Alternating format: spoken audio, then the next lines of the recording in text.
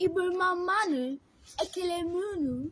Bia, munachi, push go the AI and it will not work. Can you only kowaru ha?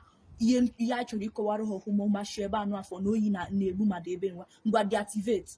Robot deactivate. Thank you. Igbo mama na ekenekwe m n'ụlọ. Ka anyị na-anata school, anyị hụrụ ihe ọrụ ederu husband and dog missing, reward for the dog.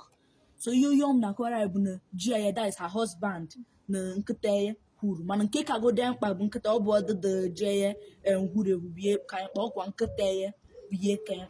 So anyị chọrọ ije chọta nkịta ọmụ kịta Chukwumekwe ebere ọ takwa m. Dog bites na this country bụ 1,000 pounds. So ọtakwa m kịta heye m 1,000 pounds.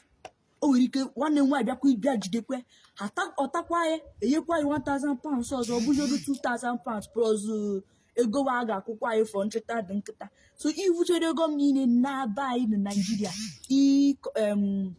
ichenjio ya into our own currency. Ndị be anyị eche na mgbe ị nọ n'obodo oyibo na-ewere ukwu osisi na je na jiri amị ego ije ebe ọ ma ekpote ego adịa nekwa ọ bụkwa ụtọmọkwa ọrụ and nkịta na ọrụ anụ a bụ a very good opportunity to hama. So anyị chọrọ ije cheta nkịta mana Chukwu mere anyị ebere na ọkara okwu Amechi maka ọ bụ na orugo Amechi anyị ma na ndị Amechi atachaghị ọ naghị anabi that. So kịta ka anyị unleash our powers je jide chọta nkịta before ruo n'aka ndị Amechi ghọta ngwa Activate. AI activate. I got the powers. I'm about to release my powers. Yeah, I got the powers.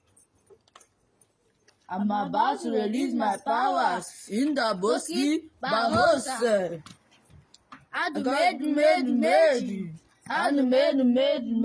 Bingo. Made. Bingo.